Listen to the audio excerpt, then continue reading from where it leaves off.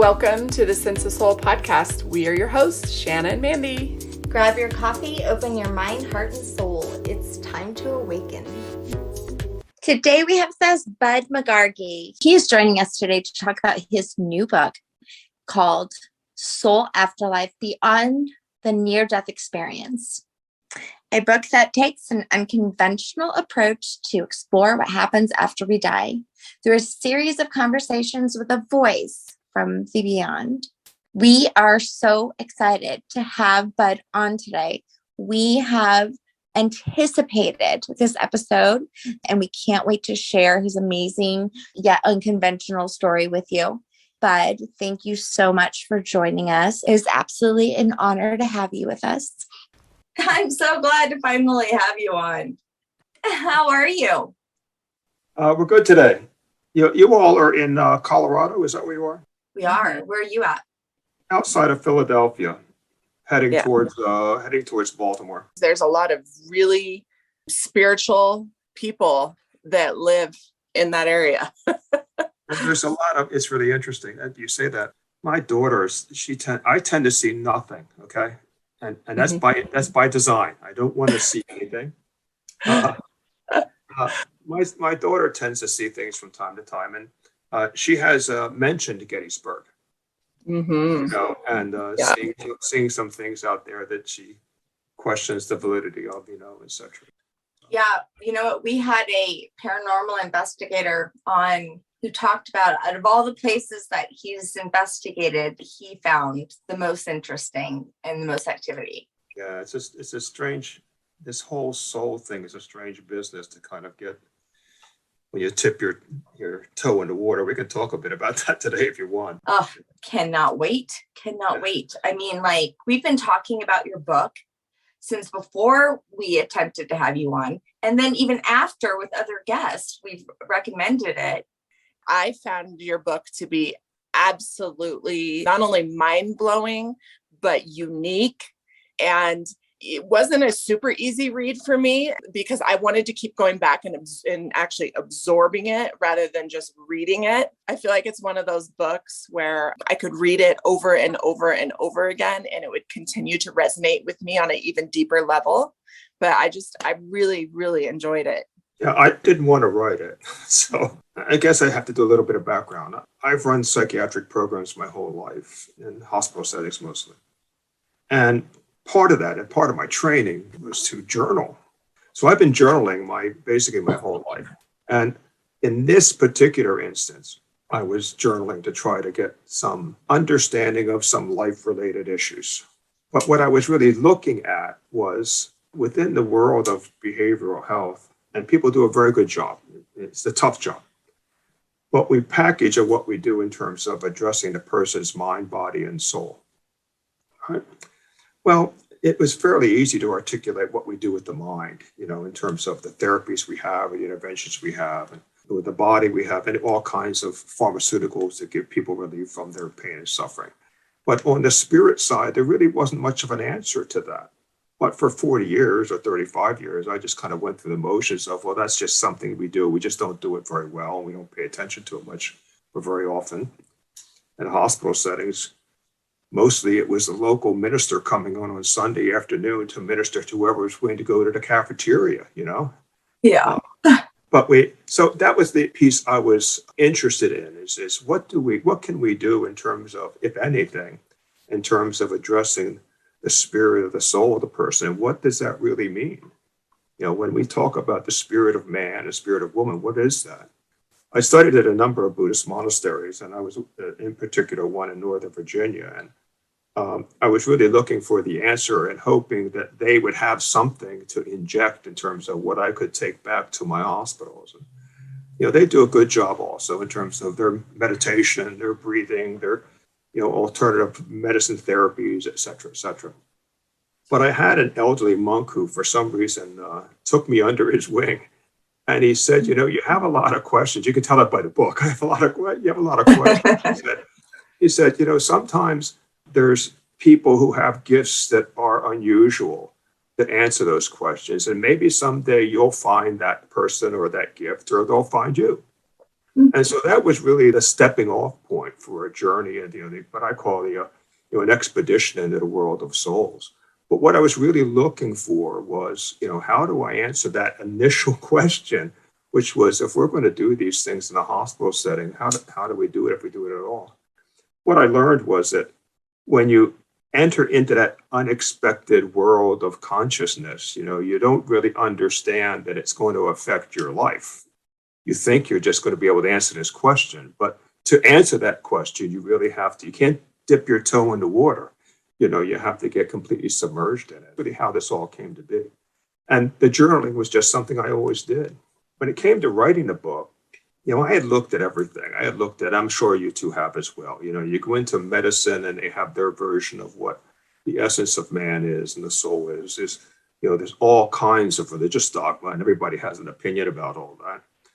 You can certainly go on the internet if you're up for that. There's a wide variety of things on there, but there are also some literary people who've done a lot of work in terms of writing about it, Michael Newton stuff and Mooney stuff and other people. And they all get, fairly well applauded in terms of what they're able to do.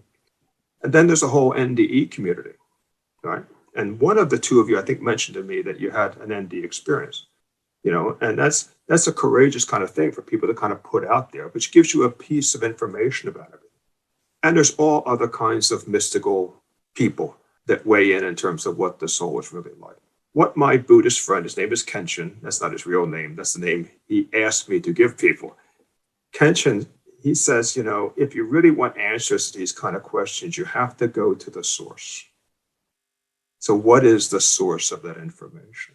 For me, I was really fortunate. I found an individual up in the mountains of Pennsylvania she's a very different person, she has a lot of titles that people give her. You can call her a psychic, sage, whatever you want to call her. Reluctant on all levels, but she had a talent, and we kind of hit it off for two reasons. One, we had both studied at monasteries, so she had a background and all that, and that was really the engagement that we had. And through that relationship, there's really 5 books that we've written together, the latest of which is The Afterlife. The early books were just answering questions. I'll share something with you or the people who listen to your podcast. When other things started coming in, other personalities or other energies started coming in, I didn't know what to do.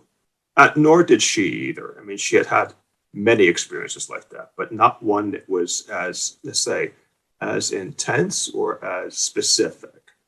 And so I'm embarrassed to say this. I went on the internet to find out, what am I supposed to ask this thing? And you get questions like, do you have a name? How do I know you? Et cetera, et cetera. We went through that. The first book that I wrote is largely an examination of all of that. But over time, you can't dip your toe in the water. Over time, it kind of develops into a whole series of things. And then it ends up recently with the Afterlife book. We're doing another book after this, but the Afterlife book. But that's the evolution of it. What I found for me, I'm not so sure this is for other people. Whenever you enter into that kind of world, what do you want to believe about it? Do you want to believe the message you're getting? Do you want to believe in the messenger that's giving you the message? Do you want to believe in how that message is coming to you, the form in which it comes to you? And I get a lot of questions about that because of everything that's in my book comes by way of a surrogate or a proxy. It's not me. I'm just asking questions. And what I tell people mostly is I don't think it matters where you go get the information. You still have to answer any one of those 3 questions. I was raised Catholic. Even if I want to go down that road, I still have to have a leap of faith about where all that is coming from and whether I want to believe it or not. So that was the text behind why it all kind of came together. The way I wrote it was I wanted you to be there with me, because I found the experience extraordinary, but I also wanted somebody I wanted like a co-pilot. I wanted someone sitting next to me saying, yeah, I can hear this stuff too, So it's written in that way. That's why it's in a dialogue, narrative format. But I also wanted people to understand that if you have that kind of experience, that environment, where you're sitting with somebody and the exchange is different, how it all comes to you. And then there's the topic, whatever the topic of the book is. In this case, it was afterlife, which I found extraordinary in that it was nothing that I expected. But my background and my training was very counter to all of that. And if you read the whole book, you see me struggle through the whole book to try to make sense of all that and what am I absorbing, what I'm not absorbing. I also wanted people to have an experience where if you were sitting in front of somebody who knew you better than you know yourself, what questions would you ask? And what answer would you give, knowing that you could not bullshit this person? And that's kind of also within the text of the book. So that's how it all came together for me. You said something that I think is so important, to ask questions. I get a lot of people that come to me that say that something is speaking to them, or that someone in the spirit world's coming to them in the middle of the night, or that they're feeling this energy in their room, or that sometimes when they're sitting at the park, they get like these downloads and they don't know what to do. And that's exactly what I always tell them. So funny, we forget as humans, it's simple. Just ask questions. Who are you? It's so foreign to us that we're like, oh God, what do we do? But really, you hit the nail on the head. That's where it starts, is just conversating and asking those simple questions to start. The other phenomenon there's a couple. One is the way in which, at that, Mandy, with that, what you're saying, with that moment, how does your ego interpret that moment? If you're ego oriented in the sense that none of that kind of stuff exists, and that I don't know what that is, and you're going to react one way to it. If you're reasonably more open-minded, then you may be in a position to say, maybe I can ask some questions about this. The other part of it is, what is it that you're experiencing at that moment? And I asked a lot of questions over the course of 10 years. I've asked, by the way, Laz is a name we gave him. It was a half of a joke, that I thought that because I was now engaged with him, have you really risen from the dead, kind of thing. So I'm not so sure he took it that funny. I thought it was funny. His name is a vibration, and he gives you, it's hard to explain this. He gives you little snippets or little nuggets of not only what it is like, but what you are like there, the complexity of you while you're there. That's a hard thing for anybody's ego to administer, that there's more. My Buddhist friends tell me this, have told me this for decades. You're far more than what you think you are. Mm-hmm. That's interpreted tenfold by somebody like Laz. What I find interesting is that at the beginning of my journey, I found myself writing a lot. It was uncontrollably coming out of me. I felt like I was like throwing up all over paper. And I had discovered over that time that I had a spirit guide named David. Then 2 years later, I had a past life regression and an in-between life session prior to the regression. And he was a mute Franciscan monk. And I didn't know what a Franciscan was. And lucky me, I get a monk that can't talk to the spirit guide. In the in-between lives, he tells the regressionist that he's always been speaking to me through my writing. And I was like, oh, well, that makes so much sense now. He also, or in between lives, he called me by my soul's name. And it was like not a name. It was like this long, drawn out sound. Yeah. It sounded like Nia, but it was very drawn out. It was very strange. It becomes musical, right? When I was reading your book, that really stuck out to me because it was so validating. Your whole book. I mean, it was just, except for the octopus, I will say. Well, we can get into that a little bit. The octopus yes, please. Kind of grown on me a little bit. And I get more questions about the octopus analogy than anything. Oh, they're fascinating, though. Just unbelievable creatures. Yeah. It's funny because right around that time, I had just watched that documentary about the man with his best friend octopus, and octopuses were coming out at me after I read your book everywhere. You know how that is, the awareness. I accidentally sent an octopus emoji to Shanna like a couple days after I read your book. But before we jump into the octopus, can we back up just a minute? Like, how did you get into this behavioral health position? What was it that actually just was like that nudge to you where you were like, I am going to dedicate a lot of my time to researching the soul? I've thought about this, especially at my age now, about how anybody kind of gets into the rhythm of doing what they're doing. And when I look back, I just kind of fell into it. When I was in my undergraduate school and they asked me what my degree was going to be in at my start of my junior year, I had no idea. I said, that's psychology. So that was the door that got in. When I got out, there is an incident in the book. When I was in graduate school, I was volunteering at a crisis center. And I tell the story about meeting this one guy. I was about 22, I guess, there. And because I had an interest in all of it, they made me the director of it. I didn't want to be the director. They made me the director. So, I mean, some of those things just kind of fall in place. And maybe that's because it's supposed to be that way, or maybe your energy is geared that way. Laz at one point asked me, what's the one word that defines what you are? Not who you are, what you are. I look at the faces of you two, if somebody asked you that question, what's the word you come up with? What are you? Because it translates to what's part of your purpose here. Are you an artisan? Are you a teacher? Are you a warrior? And I had no answer for it because it's one of those questions that I don't know what I am, And he said, you're a healer. You've always been a healer. All of your incarnations are healers, inclinations.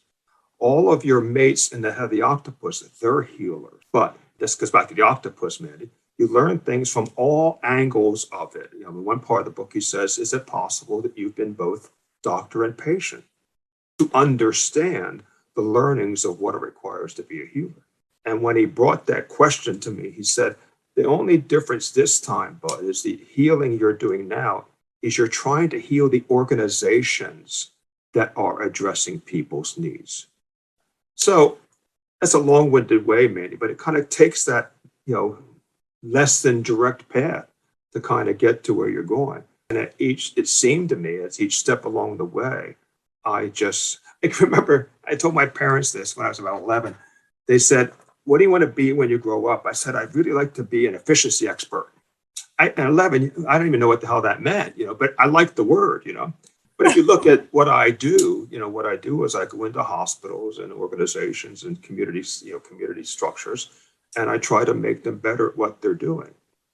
And that's the only reason, by the way, that I found myself involved in searching out issues of the soul, because I was trying to make the organizational clinical structure be more complete. I didn't expect all of this, Yeah.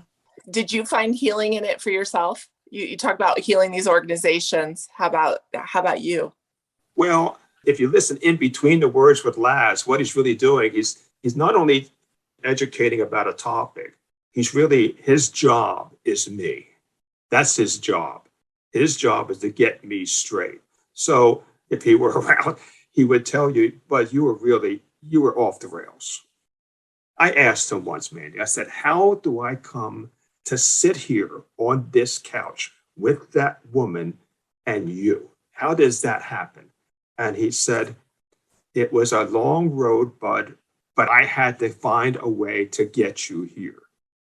And I asked, this is what makes it complex. And I said, well, you talk about the complexity of all this. Have there been other iterations of this thing, this triangle? He said, oh, more than you want to count. Which is that one appendage on the octopus is what he refers to it. That's the Bud Megargee appendage. And you move up and down this appendage depending upon how you learn or you don't learn. But that's not all who you are. He's great with his stories. He's great with his words, his hoaxes with me. But his analogies are really the teaching tool. So he says this, and this is something that I've actually started to incorporate into what we do with behavioral health programs. He said, when people, in particular people who've had traumatic experiences, when they come into the systems, Bud, that you operate, it's like this. It's like every soul is like a little pocket mirror. He says, and it's as though that mirror has been smashed on the concrete. And now it is in just 100 shards of mirror. And they come to you or the systems you operate, and they say, can you help me put this mirror back together? And with all respect to everybody, they do the best job they can at putting that mirror back together. And then we discharge them. They're whole now. We discharge them. We wish them well and kind of give them a treatment plan down the road. He says that's all fine and good, but when they go home and they look in the mirror, that mirror, what they see are all those glued together shards. They're not whole. He says, how do you work with people in such a way to get them to be whole again? Because now you're addressing the soul of the individual. You can address the mechanics that they have of a human shell. You can do that, and apparently you guys do that very well. But in terms of addressing the soul, that's a whole nother level. That requires that you get a person to understand that they can't heal anything. This is to answer your question, man, until they heal themselves. Until they have the compassion for themselves and the ability to understand forgiveness for themselves, they can't move beyond any of that. And it goes on, and even the book even goes on in terms of how that it can affect how you operate in the afterlife, particularly with traumatic experiences, in terms of coming back as a whole energy again. So that was an eye-opener for me. That's like so emotional for me because, and I actually just wrote about it last week. It was called ICU, like in the hospital, the ICU, right. And then dash ICU, like ISEEU. And the writing was about how I see people. I see how broken they are because after I left the hospital from my coma that I was in for 9 days and, I was intubated and I had that near-death experience, I was so broken and I was so confused. At the same time, I felt so different because I had gone somewhere and touched this energy that I had never seen before, or felt before, and I was changed. And there was a very long period where I was so confused. And, in my writing, I said just that. I said, the hospital did their job. They saved my life. But then I was just discharged and left with all of these pieces to put back together. And it was the hardest years of my entire life. And I'm still doing the work. And that was in 2013. And not to diminish that, that's the learning. That's the learning path, if you will, in terms of the larger soul picture as it was described to me. I mean, I say this like it's me, but it's not. I'm really trying to give you what he says to me. That your whole soul life is like that. As a matter of fact, he said, if you really want to understand the octopus analogy, this is recent, by the way, over the past couple of months, he said this. If you really want to understand that analogy, it's as though there's one mirror, right? And that mirror gets dropped. The mirror, let's call it the mirror of all existence, that mirror gets dropped. He says, now look over there, there's that one little shard, and it's got Bud Megargee's name on it. He said, you pick up that little shard. He says, now that gets dropped again. And all those shards, that's your octopus, Bud. So there's all these different, mechanisms to all this, for lack of a better word. They're kind of defining who we are and why we are having the experiences that we're having. There's all kinds of questions, man. I won't do this with you today, but there's all kinds of questions you can ask about the entry into an ND experience. What happens at the ND experience? Have you had that experience before? What's the residue of all that experience? How does that affect you going forward? Was that something that you had decided you wanted to do or you needed to do? And how do you, as you say, how do I crawl out from underneath that? What was the real learning behind all that? Because there is both the yin and yang of it. I applaud the ND. I have a lot of discussions with them. Some are productive, some, and I mean this affectionately for everybody too, because I talk about that. Laz indicated to me that NDEs are really kind of just walking around the perimeter of afterlife. And some people don't like to hear that. They think that they want it to be that way. They want it to be the way that Michael Newton wrote about it, how it all is. And Laz's interpretation of afterlife is far more complex. Oh gosh, I don't take offense to that at all because I think that it was just a tiny schmidget of what it really was. I mean, there was no time, but for me to think that I even saw or experienced, I can't say saw because I wasn't physical, but it was just, I felt like I was there for milliseconds. Saw very little. Mandy, why don't you share with Bud what happened after? It threw me into a realm that I was not familiar with. I started having messages given to me in the middle of the night. And it was by a gentleman who had saved me 18 years before on the same day and for the same thing, an asthma attack.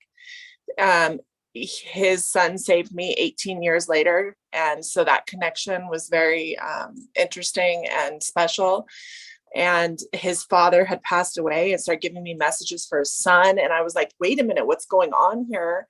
And then I, just simply asked, what is my purpose here? And I was told I'm a messenger. Yeah, that's all I am, is a messenger. And that's what I do every day. What's interesting, Mandy, is that I'm not picking on you, but I don't mean in a bad way. I had a conversation recently about NDEs. In one instance, the answer was, when the person came back, it was the real energy, but it was a reincarnated version of that energy, which I found, that they can be that complex that even though you have an intermittent interruption of a lifeline, but it's still you. This wasn't in the book on the octopus analogy. Let me just kind of give you this little teaser here. Let's say you are a relatively complex, advanced soul, and the energy that you have is very complex and fluid. It's not like intact. It's not like a ball. It's fluid. You're leaving it like if you went over and touched the desk, you leave a little bit of your energy over there on the desk, etc. You're not a novice soul. And he explains in the book that a novice soul, young soul, is one that has one appendage and all the energies at the furthest tip of that to try to kind of build its successes or its personality, really, its vibration and frequency. So let's say that you're a little bit more complex than that, a little bit more advanced than that. Let's say you have 5 or 6 appendages down there.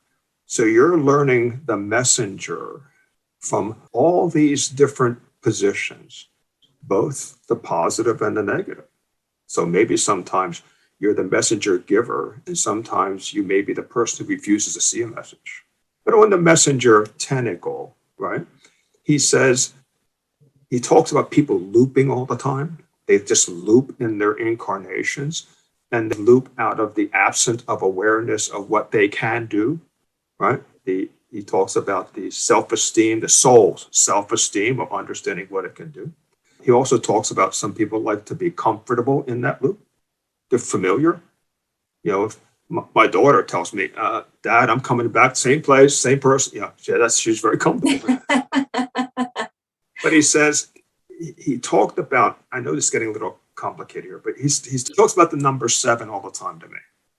7 senses, 7, et cetera. He said in the book, it's the vibration of creation. Mm-hmm. Well, each tentacle, he says, has 7 layers in it. Each position that you, Mandy, hold in the octopus head has 7 layers in it. I didn't understand this when he first mentioned the octopus analogy. So it's possible, I'm just going to take a free hand here. It's possible that, before your NDE, maybe you were level 3, advancing on level 3. And maybe 4 came back.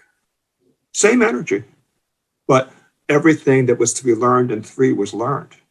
And now we're moving to 4. So that when you pass, this is him now. This threw me for a loop, by the way. He said, when you pass, your energy rolls over. I said, what? What do you mean it rolls over? What do you mean, where am I rolling to, And then he talked about going through the senses and the heavens and hells. I said, you're confusing me. How is all this happening? He says, because all of you is on all the appendages. That's all of you. So part of you I use the word lone, but a small portion of that fluid energy may kind of roll over to a tentacle. But you go through those things he talked about in the book. And Mandy, for example, if you're a 4 now, when you go through all that, you go to the head of the octopus and occupy that level 4 there. And then you decide, do I want to go back? I really liked 4. I want to go back to 4 because there's some things back there I'd like to kind of fine tune for myself. Or you could say, I'm ready for 5, right? That's the amazing part of the octopus. And here's how he sold me on that. he said I had 5 or 6, I can't remember, I think it was 6 appendages that were dropped down. He described some of them to me. I won't share them with you, but I did describe what some of them are doing. And he said, isn't it interesting, Bud? And it will be about 10 years ago. He said, isn't it interesting, Bud, about 10 years ago is when you went to the monastery. I said, well, yeah, my daughter was there, and, we were kind of doing. He says, but what also happened, one of your appendages was a monk who passed, and he loaned you that energy. And that's what drew you there. Mm-hmm. So all that kind of is transpiring. And so when I talk to the NDE people, we have these discussions, it's interesting to see, where they are in terms of how they see their energy as a result of what they experience. Yeah, complex, I love it. When you were talking about the loop, because that was one of the things I wanted to talk to you about was the chakra loop. Is that what you're referring to? No, he never mentioned a shot. That's a good question. I may ask that. He never mentioned that as and we're not done with it. But no, the only thing he mentioned was that the mechanics of methodically moving through each level. The levels of. It's not a loop, but it can be like an interruption of movement. And he's big on, because I'm big on it. He's big on trauma. That if there's a particular traumatic event that somehow doesn't get balanced out, not so much resolved, but balanced out, that portion of that soul can stay within the confines of that. And if they're at, say, I don't know, say they're at the heart level of the chakra, that may prevent them from moving on further until somehow that gets resolved. Yeah, that makes sense, because when I was going through mine, when I'm thinking I'm thinking of myself as an octopus at the moment. Yeah. I went through so much loss, and I felt like what had happened to my human body, myself, how it felt is that with each loss, I felt stripped. And at one point it was like, I felt naked because I had nothing more. I felt like I could lose at the moment. And the only thing that was left there was my soul. Isn't that interesting? In the rawest of forms, right? In the rawest of forms. Yeah. So then you make a choice, though. There's a choice that you always can make, right? I like how you said Mandy could have chose to either stay where she was, or she could have chose to, go up a level. I think it's more complex. Again, I hate to do this to you. I think it's more complex. No. This is part of the new book where we're talking about chaotic energy. It is. But if you look at it through this lens, that you,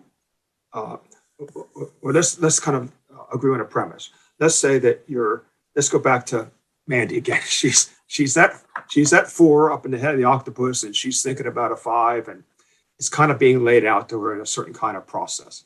Mm-hmm. And she says, okay, I see it. I see the challenges of it. I'm all in. I'm going. Get me down there as quick as you can.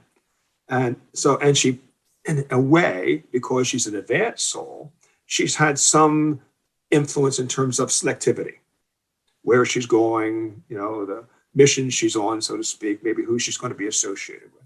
So she sees it as, this is what's going to happen. Laz describes it as, that's your master plan that's just loaded with landmines. Even though you picked your mother and your father, Mandy, they had a mother and a father, and they had brothers and sisters and cousins and stuff. All of that energy is being influenced on that plan that you arrived at when you were ready to kind of release yourself from there. So some of the things, Shauna, you're talking about, they could have been unanticipated landmines, but say almost, this is me speaking now, not Laz, but maybe almost appropriate to the mission, so to speak, that you were on.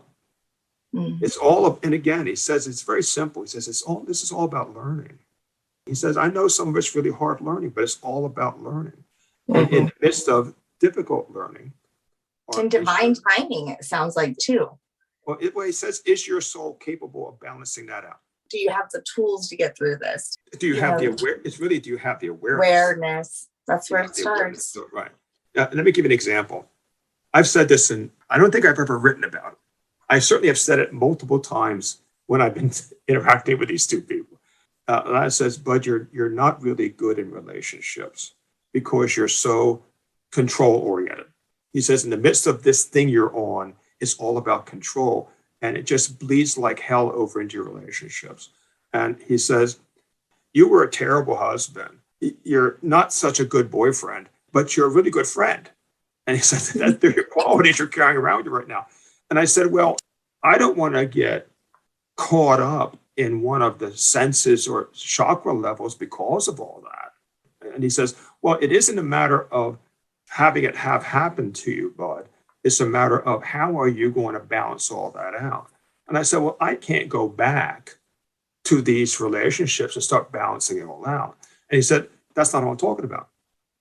He says, you just have to balance it out. For example, Bud, if you made somebody cry, make somebody else happy, make them laugh.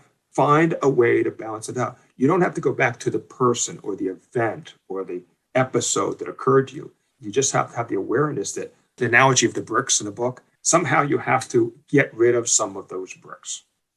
So I don't know the answer to what you're saying. It could be kind of wrapped in all that because everything that we experience is twofold. It's some learning event and we created it. Wow. Now, we created something bad because of who we associated with, who we kind of aligned ourselves with. Somehow that individual, that event entered into our life, but somehow we created it either by letting our guard down, etc. Do you remember the story in the book about the people who bought the house? Yeah. He was talking about rippling effects. He talked about how the people, well, you can look at it from that point of view and say that those people are innocent. They didn't create that. Well, in fact, they did have a hand in it being created. Even the life events that may seem to be really, shitty for us. For some reason, there was something to be learned from that. And it was probably because it was negative, a yang part of our life experience. So how I see it is what you're saying is that basically we can look at these things as different. Like you hear people saying like, we live in the 3D and then we move up, in awareness as we do, we're moving up to these different dimensions. For sure, for myself, as my frequency and vibration rose, it seems like I wasn't on the same 3D anymore. Right.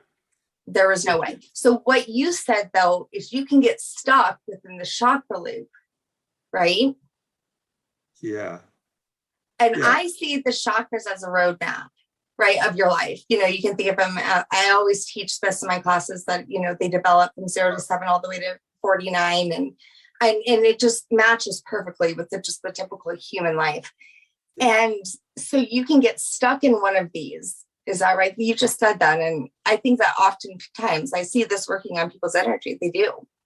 Well, it's stuck in the sense of, it's a cleansing process as he describes, and if I found it fascinating when he said that, because I had a hard time understanding, really kind of grasping all that. It was so different from what I was led to be understood. And he said, well, let's take an example. Let's take one of your monk friends. Let's take Kenshin as example. He lives on the monastery. He's isolated. He's insulated. He concentrates every day on his vibration and frequency. He's looking for perfection in the evolution of all that. And he passes, and his house, so to speak, his chakra house is relatively clean. And he moves rapidly through all the senses and all of the levels of the chakra and kind of arrives at the head of the octopus very quickly.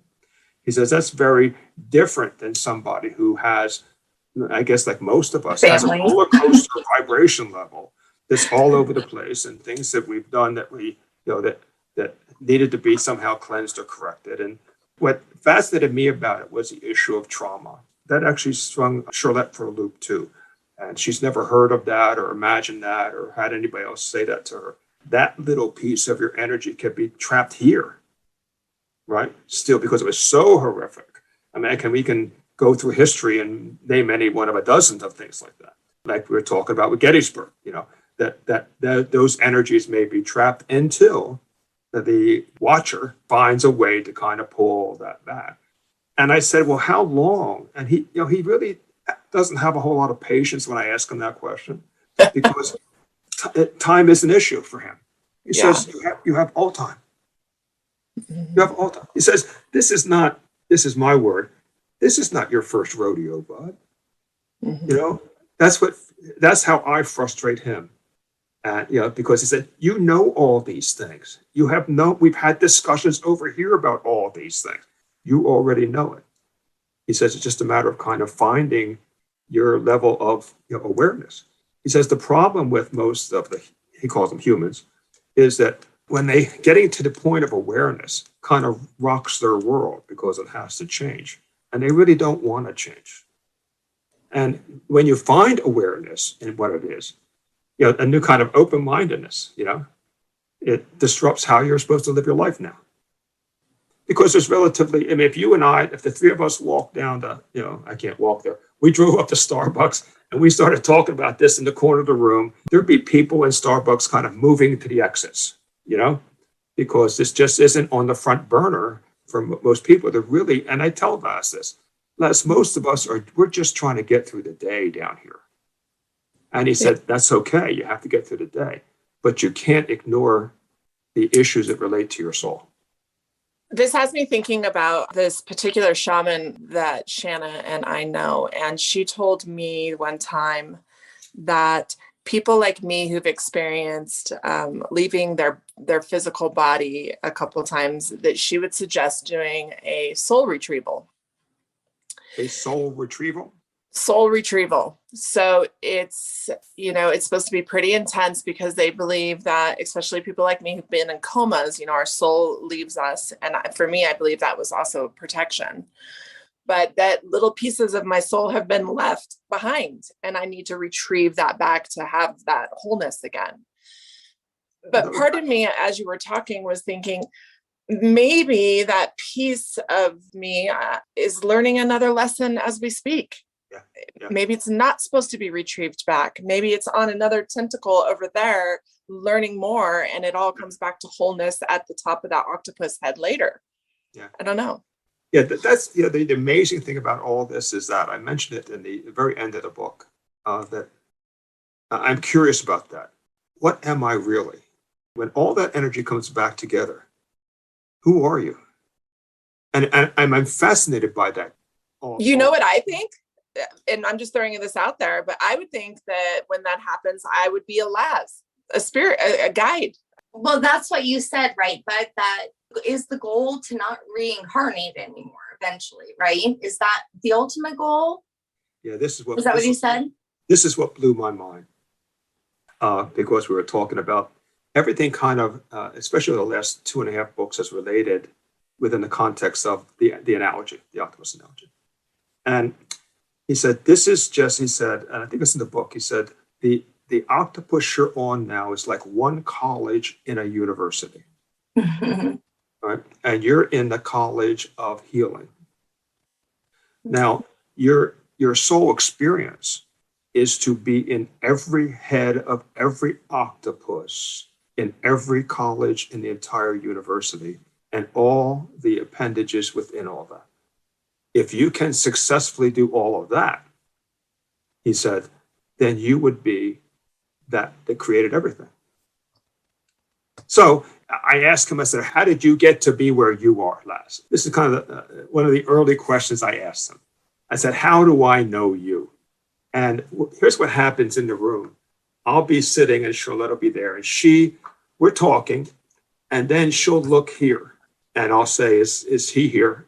This is 10 years ago. And she said, there's a spirit here. I said, what do you see, Charlotte? And she said, I see an orb, Bud. It's an orb. It's about the size of a basketball. And within that, I see this figure. And I say, well, what does this figure look like? And she described him in terms of what he looks like. In the course of things, I'd ask him, how do I know you? Mm-hmm. And Charlotte would say, well, he's just looking at you, Bud, like he's dumbfounded. And I said, well, what? That's before we called him last. I said, what's he dumbfounded about? And she said, I think maybe you're supposed to know. And I said to him, well, let me say this to you. I said, over the course, it's been about a year we've been talking. I said, over the course of the year, when I talk to him, I said, it's like I'm sitting at the kitchen table talking to my brother. That's the feel you have. Mm. And she says, now he's shaking his head. It reminds me of Edgar Casey. I actually wrote some things for you, and I'll read you in a minute. And I said, well, how did we have a life together? That was in the internet, by the way. Did we ever have a life together? He said, we had one life together. It was in Jerusalem. We were basically, I would say street waifs, just kind of living hand to mouth on the street. Wow. And he got into a lot of stuff that apparently I got him into a lot of trouble and ourselves in a lot of trouble.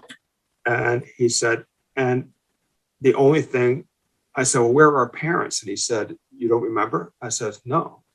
He never answered that. He said, well, what happened was that I was faster than you, and they shot you with the arrow and you died. And that was the life we had together. And I said, well, were you my older brother? He says, I've always been your older brother. Oh, wow. So and later, as the years passed, I kid him about what he wears all the time. And he kids me about the fact that I'm losing my hair and he's got glorious locks or something like that. But Charlotte said he presents himself in the personality that you would remember from that time. Right. That's the familiarity, Bud, that you That's feel how he talks to you. as though he's sitting across the kitchen table. And he physically presents the way that he was when you two were together. Wow. That's interesting too, because I have over like a 6-year period had put together my very first past life regression. I was a Franciscan nun.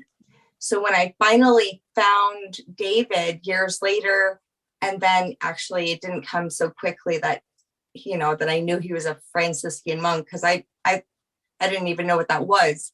So when I put it together and I realized we were both, he was a monk, I was a nun, and we're both these, Franciscan, and we're both in the same medieval time too. I had gotten verification through an Akashic reading that we had a life together. Yeah. People ask me all the time about that exchange, when you're sitting with someone who's a psychic oracle medium, whatever you call it. Yeah. They always ask me, well, was there one thing that they said that was indisputable? Mm-hmm. And I say, well, that's not Charlotte, number one. Charlotte has never told me anything is going to happen, not going to happen. That's not our relationship. I said, but within the context of the exchange, there have been, I wouldn't say many, but certainly enough to kind of grab my attention. The one that grabbed my attention early on was that I asked a question one time. What happens when I go there, we're there about 3 or 4 hours every time I go. So a lot of it is kind of just, I transcribe everything, tapes all over the place. And at the end, I have questions, my own personal questions. And I said, Les, I have a question about repetitive dreams. I said, what's with repetitive dreams? And he said, well, memories, baggage is on your aura, past lives, maybe. He says, but what are you talking about specifically? And I said, well, I have 2. I said, one was I'm walking out of a field, like a field of wheat or kind of low, like waist level wheat, and there's a forest behind me, but I'm walking out of that. And I said, what is that? And he says, I'll tell you in a minute. Tell me the other one. I know. Horse's ass, right? Yeah. I said, okay. The other one is hard to describe. I said, I'm sitting, there's somebody with me. It's undefinable. There's a structure behind me. It's kind of rocks and mud and wood. And there's mud everywhere. There's water kind of streaming in front of us. I said, I have that dream occasionally. And this is what got me. He said, that was the life you had with a woman you call Maureen. I was shocked.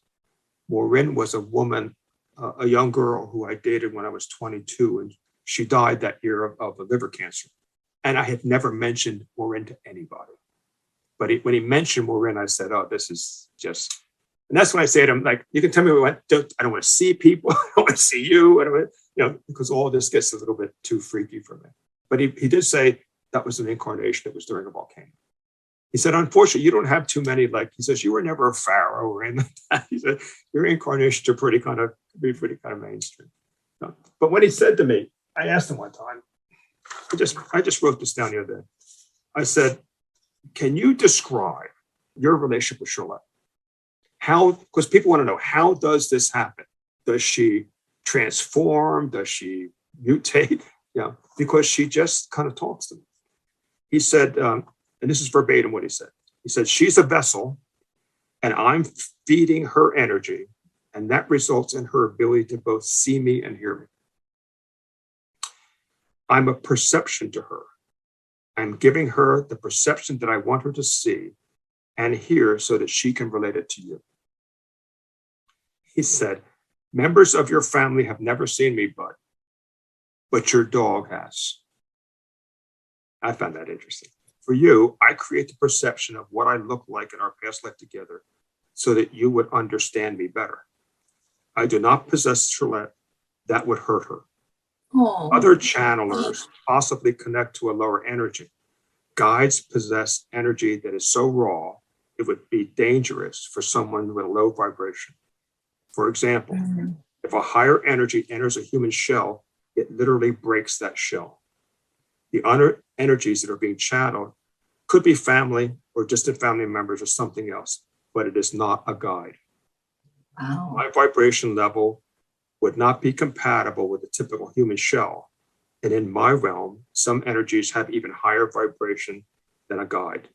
Even with Charlotte, who vibrates very high, I have to tone it down significantly.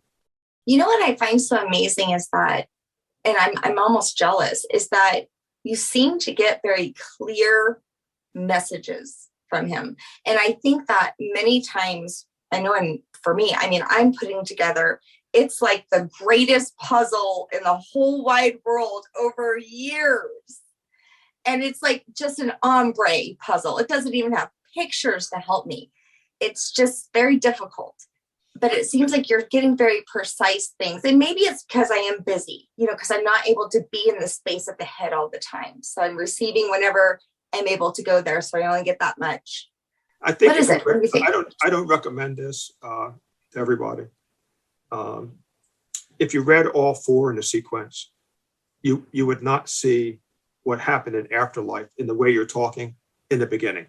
It was he took me on a journey. It was an evolution. Okay. And it was an evolution of, of kind of feeding me little nugget here, a little nugget there, whatever. First of all, I love what you just read. I mean, it makes so much sense. Like my vibration, the level I'm at, I'm able to receive messages from family members. That's just where my energy's at. So to me, that really resonated what you just read. Thank you for sharing that. Yeah. I wanted to touch base really quick on water. Throughout your book, I almost felt like water, water was on my mind the entire time. There was a lot of things, talked about, like waves and the splitting of the souls, and that it's like rain. You also talk about breath and water. I tend to feel like I can tap in a lot and get a lot of messages when I'm showering. Like water is just such a high vibrational element. Can we just talk about water and breath and the significance of water that you've learned through your spirit guide? What would you like to know? So, for example, let's start with the splitting of the soul. You compare it to rain. You explain, that the person's body is like the dam that stops the soul. Yeah. Yeah. Boy, this is complex. Actually, the entire sixth book is about the elements. So you're kind of on the precipice of where I am with him and then where he's taking me.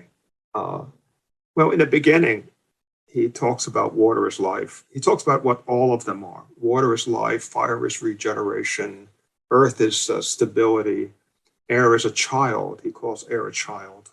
He told me one time, Mandy, this is interesting, you mentioned showers. He said, when was the last time you thanked the shower? the water in the shower? When was the last time after a thunderstorm you went out and made sure the trees were okay? You know, when you stand on the ground, can you stand on there with your feet and really feel the message it's sending to you, the grass? He says, when you're taking a shower, he says, I want you to look in the shower head. I want you to look at each drop that's coming at you. And I want you to imagine the journey that drop has had to get to you. Because all the water on the planet is the same water that has been around for all time. At one time, was it a cloud? Was it part of the Arctic Circle? Where is that drop going now, Bud? And it's communicating with you. It can change, water can change your life. He said, the sad thing about water is this. He said, imagine if you woke up every day, suppose you two are friends, right? Suppose every day you woke up, Mandy, and you went over to Shannon's house and threw garbage at her every day. Covered her with garbage. How long before Shannon is going to say, I'm going to rebel. I'm going to revolt over this. And he says, that's where all of you are with relationship with water right now. He says, imagine this. Everything is energy. Everything is energy. As all of you, this is generalized to all, as all of you create these pockets of energy that you're sitting in right now, which is loaded with negative energy, right? Chaotic negative energy. And there's chaotic positive energy, but we're loaded with, it says, imagine the water in the air affected by that negative energy. He says, what do you think would happen, Bud? I said, well, is it changing like the electrical qualities, the vibration of the water? He said, well, yes, but it's absorbing the negativity. So he says, and when that happens to water, because water's electrical, he says, eventually water will go into a free fall. And when it free falls, it's going to land somewhere. And what do you think will happen when the water is negative and it lands somewhere in a free fall? And I said, well, is that where you can have floods and stuff like that? He said, yeah, is that a possibility? He said, but here's the other possibility. Your water, 70% of you is water. What happens when that message, that water message comes and hits you? He said, it could literally shut you down. He says, that's the impact that water has on your life. He says, you are water. You come from water. You were born out of basically water. He says, but why do you think, I don't know what you do in Colorado, guys, when you go to a lake or something, but here we have the Jersey Shore, and there's an enormous attraction by everybody to go to the shore. And he says, what really is happening there is his mother is calling you home. He says, you are water. And eventually he says, you'll be water. You'll be a water again. But he goes through, what he's doing right now is going through all of those elements right now and kind of just defining all of them the same way. And what he's talking about really is our responsibility in terms of our energy to that. He says, you are the elements, and the elements are you. Yeah. I don't do too many podcasts. I'm so glad that we had a chance to talk today. But I ask every reader and everybody I podcast with, and especially, and I appreciate the two of you having read the book or listened to the book. But what questions would you have asked? And if you give them to me now, I'll write them down and I will ask him them. And I will call or text you with the answers. I had a woman from a very good friend of mine, Kirsty, down in New Zealand, who does a near-death podcast. And she sent me three questions. One was about suicides. What happened? What goes on with suicides? So what questions would you, if you were sitting there, what questions would you have asked? So I'll give you one right now that I've been on. So I've been receiving a lot of feminine and masculine energies over, I'd say, for the past 6 months. And all kinds of stuff has been coming to me in my dreams and just a lot of synchronicities, and I'm putting together a puzzle, right? But one of the things that I discovered was the Pista Sophia, which was in the Nagamati. And I've been doing a lot of research on some of those unearthed sacred texts. And so it is said that Sophia, which means wisdom, Right. Was not added, specifically to the Bible or taught because it is a feminine energy. And I would love to hear Laz's opinion on Sophia and the feminine energy, which they say is the feminine aspect of God, which no one ever talked about. It was always the masculine God. I am the leader, the commander, the creator, the fearful one. I have an army, right? And so, it was hidden, these books about Sophia, the feminine aspect of God. I would love to know the other side slots. Did you see the movie The Shack? The what? The Shack? Yeah. Did you, Mandy? You see Yeah. The Shack? Yeah, Sophia and The Shack, yeah. Oh, wait, really? Wait, what? Yeah. Sophia is part of the Shack movie? Yeah. When he I goes haven't seen that movie in 10 years. When he goes into the cave and it's judgment. Do you know what we're talking about? I can't remember that part. Jesus, they cross the river. He walks across the river with Jesus. Oh, Jesus, yeah, I remember that part. Okay, Jesus sends him up the hill. He goes into the cave and he meets a woman that's sitting on a chair. That character is Sophia. It has to be. I'm going to have to go rewatch this. I mean, I never heard of this thing.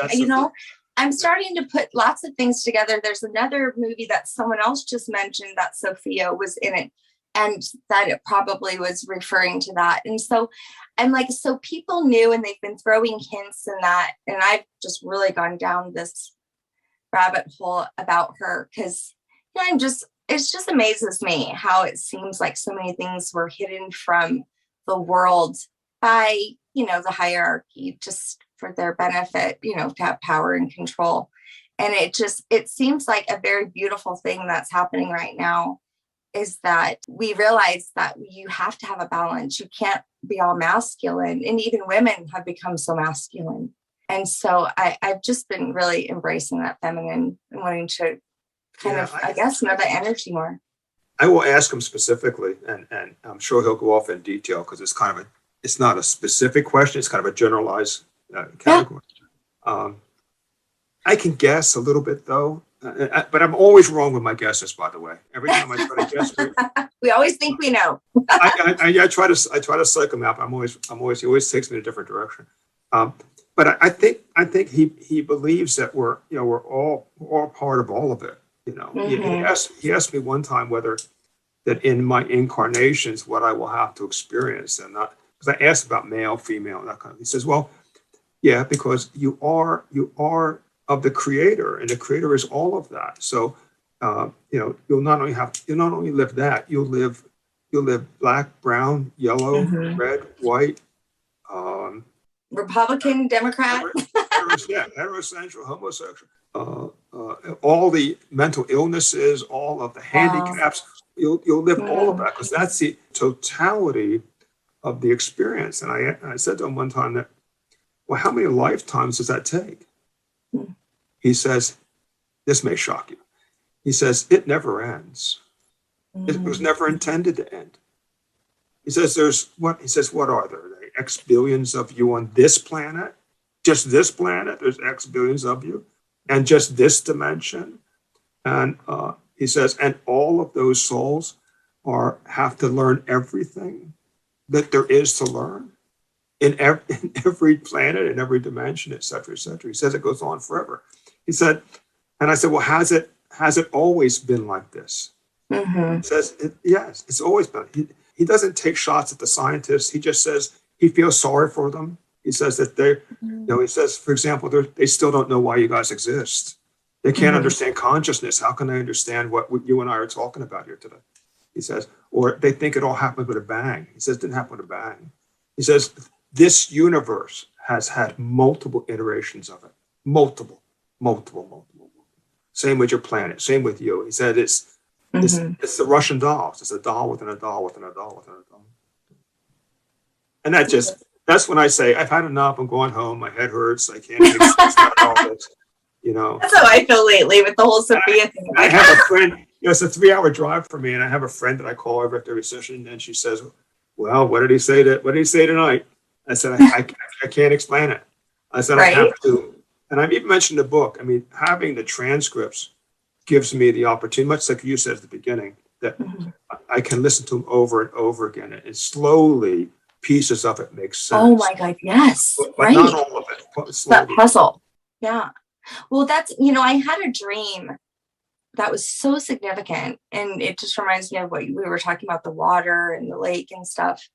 But I mean, so here I am, and I'm with this man, and we're at the end of this lake, and he holds this oyster shell to me, and he looks at me and he's like, "This is the yolk."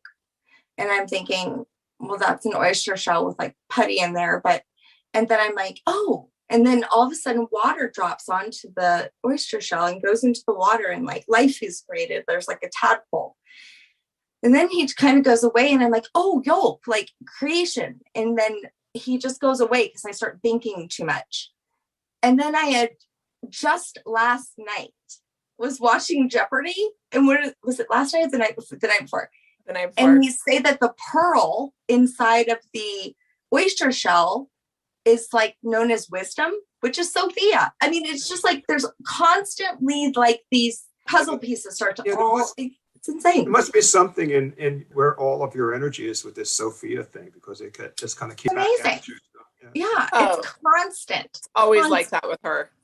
I actually created a picture before, like in the same week that I had that dream, and I didn't know who Sophia was when I had that. So I had made a picture, and it has a girl by this lake, and she's looking at her reflection.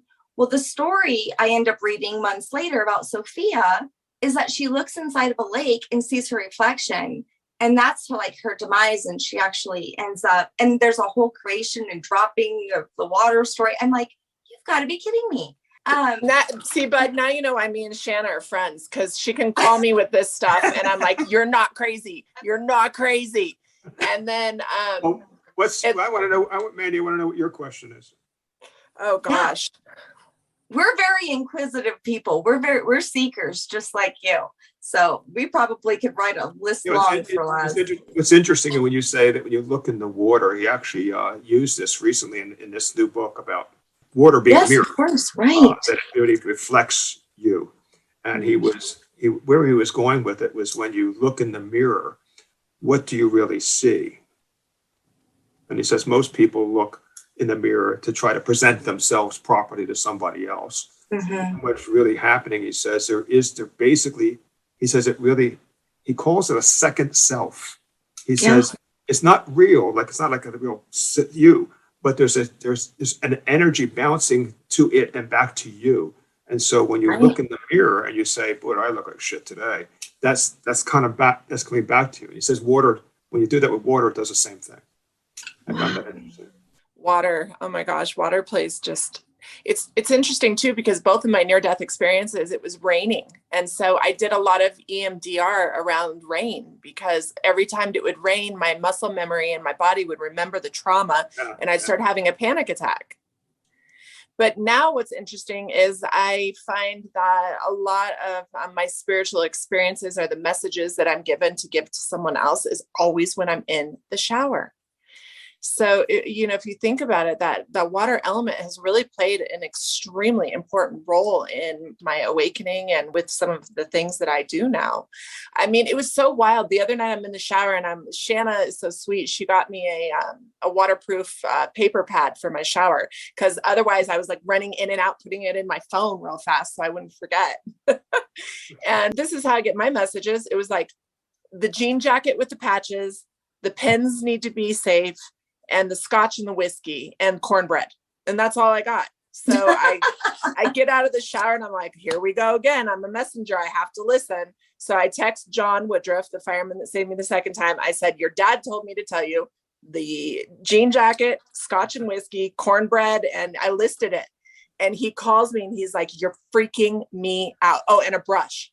And I'm like, why? He's like, he sends me pictures of the jean jacket with patches. He said that the pens for the jean jacket are in the safe. They were from his great grandfather from World War II.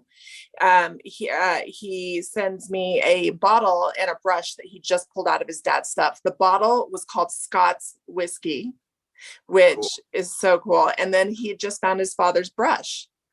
And so all of it in my ego wanted to twist it and be like, this is crazy, but I just let it just simply send to him as is. And it all made perfect sense to him.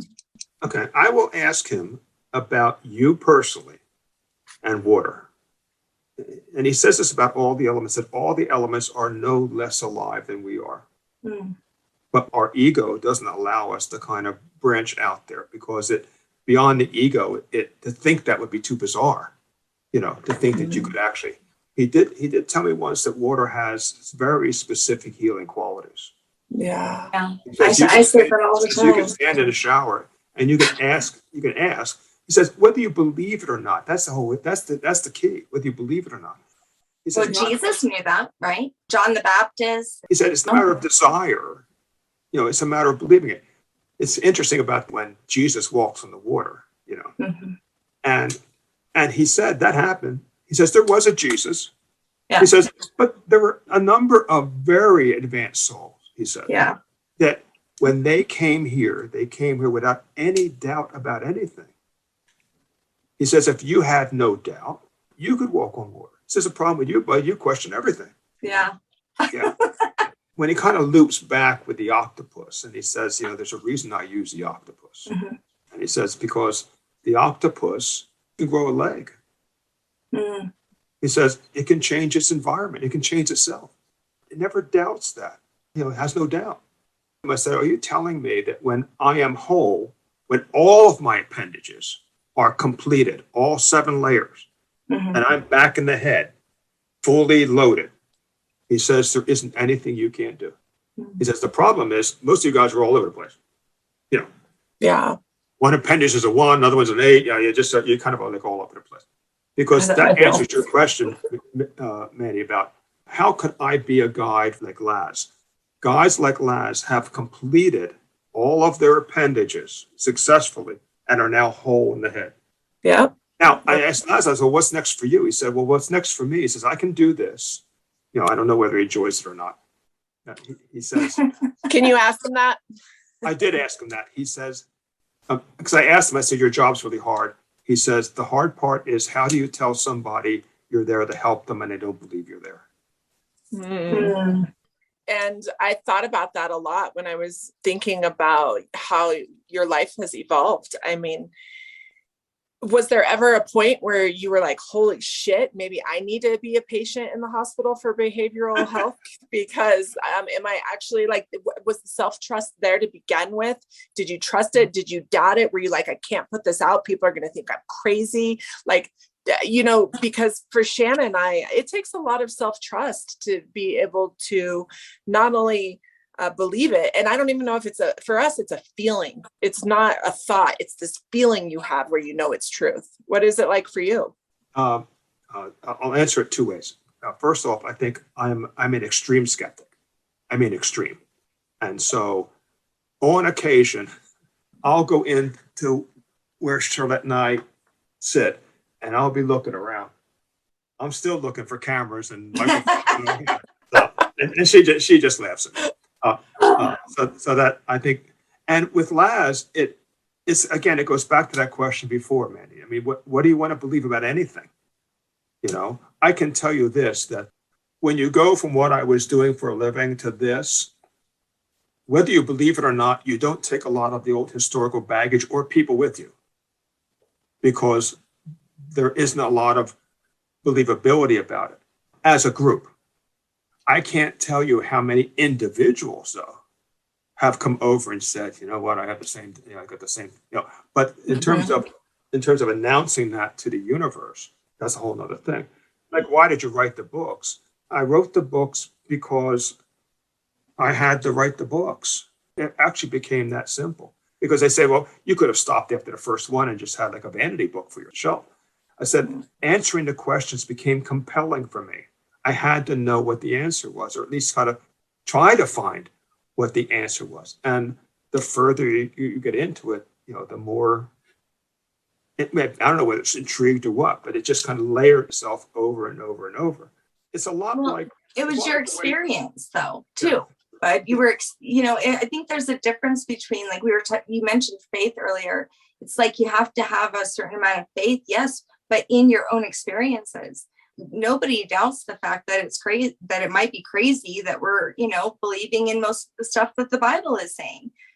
I get some religious individuals who used to be friends of mine who they'll make a comment about how what's in the book is the opposite, basically, of what they think or believe. And like, how could you have done that, but et cetera, et cetera. I said, well, I just did this. What you ought to consider is maybe writing your own damn book. You have to take a shot at what I'm writing. I'm just explaining this is a journey. It's, it's like, it's really no different in some respects than if you and I went to Italy and we wanted to write a book about how to tour Italy.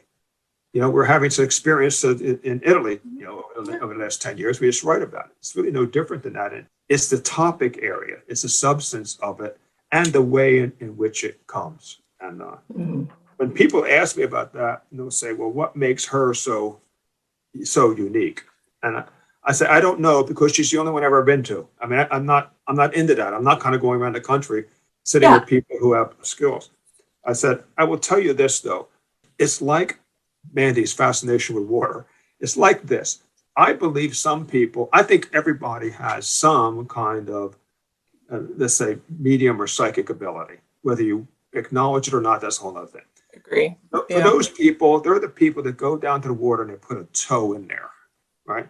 Just a toe, just enough to kind of remember what it was like or whatever.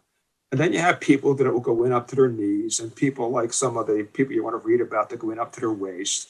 And then you have people like Charlotte who are literally submerged in it, right? I mean, that's kind of the beauty of having found somebody who you could find a way to believe more in, I think, was really one of the major substances of the book, or all the books. Again, it all boils down to, what do you believe? Do you believe the message, the messenger, the way it came to you, or whatever? Because if we put 10 people in a room, we'll get 10 different versions of everything. Right. Well, you can tell us that he thinks you're a healer. I think you're not like a humanitarian, but a solitarian. I'll tell you what's interesting about when I talk to some people, we have not so much intimate meetings like this, but other meetings with larger groups. And they all kind of want to jump on the last bandwagon. And I have to kind of calm everybody down and say, you have to understand, he's my guy. We want one. I'm not possessive. He's talking about all these things in relationship to me. He's saying, you have to.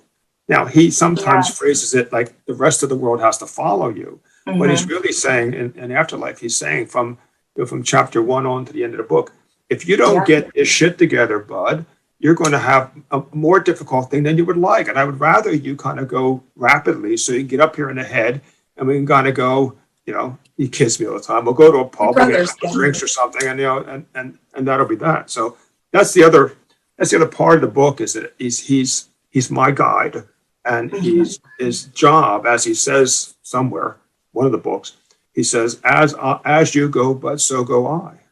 Oh. My job is to get you to where you need to go. And if I don't get you there, then you come back and we do it over and we do it over. And we, He says, I'm fortunate that I have her, meaning Charlotte, I have Charlotte to translate so we can talk now. And I asked him, I said, I actually asked this, I went up last week. I said, will there ever be a time when we will talk together without Charlotte? And he says, do you want that? I said, no. No. I said, because if you showed up in this is my office here. If you showed up in my office area at a little orb on the side of the wall in your garb and your hair and all that kind of shit, I wouldn't know what the hell to do with you. I said it's easier for me to kind of use Charlotte as a surrogate to kind of interpret. Have you dreamed of him? I mean, because I know my dreams are so prophetic. Have you dreamed of Laz? No, but that's me though. See, that's I'm kind of shutting that down. Okay. So you're not ready for that. I would presume that if you got to grow another tentacle or whatever you call them. What are they called? Appendage. Yeah. He said one time, this goes way back in the way. He says, I'll go buy camera. If they go buy camera, I'll come over and take a picture of me. Oh. He did show Charlotte. Charlotte did find somebody that he looks like. Wow. Yeah. I've had to do that before. We've done that, huh, Mandy? Where it's like, I know exactly what I saw. I can't even explain it. So I'll look for a picture. A lot like the book, The Shack, where Papa presents in different forms depending upon what was needed at the time. And I think what he's saying through the way he presents to Charlotte is that I'm presenting and actually talking and that's like intellectualizing on the level that Bud would really relate to. Right. On that vibration. If you had an interview with Charlotte, she would say, every time Bud comes and Laz comes, what he does to Bud is he takes him from here, he marches him around the hedge, picking up all these nuggets to get back to what he wanted him to learn for the night. So the other night, no, can be frustrating. Can be frustrating. Yeah. Okay. And it comes in the form of like a question that comes from out there. And he says, what do you think would happen, Bud, if the bottom 3 levels of your appendage were cut off? What do you think happens? You'd be shorter. I'm looking at your face. I'm looking at your faces. I had No, but you would you die? It would grow back, right? They would grow back. I said that. I said, well, in the fact that you're using an octopus as a part of the analogy, right, that could grow back. He said, but there's more. What else? And this is what it's always like. There's more. Well, you wouldn't be able to probably function. You wouldn't be able to get around very well because you'd be out of balance. Okay, my answer is really bizarre. Okay, go. My answer is I just was thinking of my experience. When a certain part of you is gone, it heightens the other parts of you. Ooh, that was a good one. That's a good answer. He said, energy never dies. Mm-hmm. So the phantom part, so like the when a energy person on those 3 appendages never died. They're there. And then you, like an octopus, and then you grow those 3 back. And on level 2, all of a sudden you have this experience. But that experience is already there because you've been at that level before. It just was on the part of the appendage that got cut off. Okay, whoa. Hold on. So that kind of I'm still digesting that, by the way. And you probably appreciate it more. Let me just speak this out loud. Okay, so it kind of goes with what I was thinking. Like, if there's a part of you that's gone, then that energy goes to another place, and then that energy heightens. That energy becomes bigger until it has a place to put itself. No. He used the analogy of when you get a leg amputated. Yes. Mm-hmm. Like that phantom, they still, They call it phantom, yeah. So interesting. Because the energy's still there. Yeah. It stays in that same space, or does it move into another space? That's a good, I don't know the answer to that. Because he, as you've read the book, he talks about sometimes when we drop energy somewhere, like if we're, like he used that road rage example, you give somebody the finger, that energy is there now, but it's also now joining with other energy that's similar or like it, and becomes a different form of energy. So, well, I would think it may become part of the earth maybe for a while, if it's going to drop. If the physical part drops, like kind of like ashes to ashes, dust to dust, comes part of the earth, but yet it's still there. It doesn't die. Kind of like, I always think about how, when with death, it's a transformation, but we still talk about my dad. His name is Mike. I mean, the fact that his name is Mike and he was who he was never dies. I mean, just his body died. Yeah, it's interesting. He told me a story once. A lot of what he says on the back side of it, behind a curtain, is to try to understand how powerful you are as a soul, the power you really have that's been kind of muted. The one phrase that really kind of plagues me was that, when how the ego shuts down our ability to become really aware of our soul's power. Yeah, those limiting beliefs. He told me many years ago in another book, I can't remember which one, he was talking about a guy who he says, he's famous on your planet. He said he was an engineer who designed trains for a living. That's what he did. And his energy was just absorbed in the trains and just doing what he did. And I said, well, I didn't know what to say. I said, well, that's cute. I mean, he said, well, when he passed, he chose to distribute his energy into the trains. Mm. Wow. I said, are you trying to tell me the guy's a train? He said, no, God, he's not a train. Energy that he said, you can do that with your energy. He said, if you're cleansed, if your energy is cleansed, you can do whatever you want with your energy. You can go wherever you want, do whatever you want, etc. He said, so that's on the bizarre. See, that's the kind of story I don't tell anybody because I say, oh, Bud's talking about guys becoming trained. Oh, I love that. No, me too. But you are our people. There's nothing you could tell us that we would think is bizarre. We are your people. Well, you guys have a nice podcast there. But when you're a solo author somewhere writing on the fringe, it can, there's not a whole lot of my agent and my publishers and all that. They're because they're all making money. So I mean, they're all supporting everything. Right. It's hard to find from a. Here, let me give you an example. The last session is still fresh in my head, and we were talking about. He always brings out a particular episode of my life because it just when I'm honest with myself and I have to be with him because he knows that I'm bullshitting him. He knows you're still carrying it, Bud. So he'll bring it up. And I'll say, I don't want to talk about this. We talk about this all the time. And I said, well, let me ask you this. I said, these people you're talking about, have any of them read the books? And he said, yes, some of them have. And I said, okay, that's a victory. He says, no, it's not. None of them believe what you wrote or Bud, that you have changed as a result of what you've written. And he said, that goes back to, Bud, you hit it before, that where is your particular self-image and self-esteem? If you're still worrying about what other people are thinking, he said, you keep telling me when you come in here, you wrote the books because you were compelled to write it. He says, well, if you're compelled to write it, why are you worried about what somebody else will think about it? So that kind of goes with what you're talking about, At the end of every episode, we do what's called a break that shit down. And now it's time for Break That Shit Down. There is one thing, and I'll tell you what it is, but the monks have it right.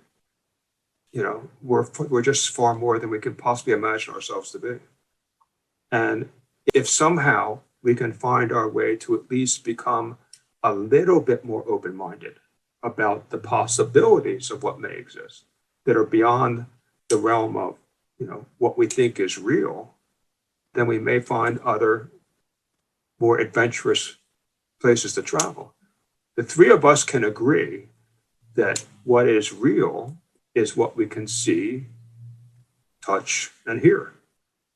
But just having that as our orientation, does that limit our ability to go beyond those boundaries? Laz always has one thing that he kind of continually gives me. He says, your job is to look beyond the obvious. You think your life is everything you see, when in reality, your life is what you don't see. Mm-hmm. So, Bud, where can everybody find your book? Do you have a website that you want to throw out there? Yeah, budmegargee.com is a website. You can buy my book anywhere. Barnes & Noble, you can buy it on Amazon, you can buy it any audiobook and get an Audible. I recommend an audiobook. That's what I did. Not because of the price. I think it gives you a better flavor. You're not talking to yourself in your head when you read, And I can clean my house.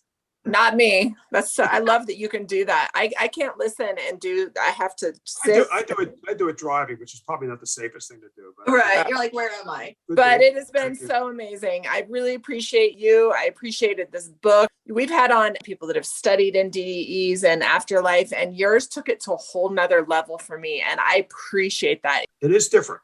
It's not to say that it's the answer either. It's been the answer I've been exposed to. So. And I enjoyed it so, so very much. I feel like I want to start from the beginning at your first book. The whole series is in an ebook. Oh, okay. Perfect. You can buy one ebook and that will all four of them. So. Well, thanks, Bud. If your listeners have any questions, you can feed them to me. I'll try to get the answers to you. Wow, Perfect. that's awesome.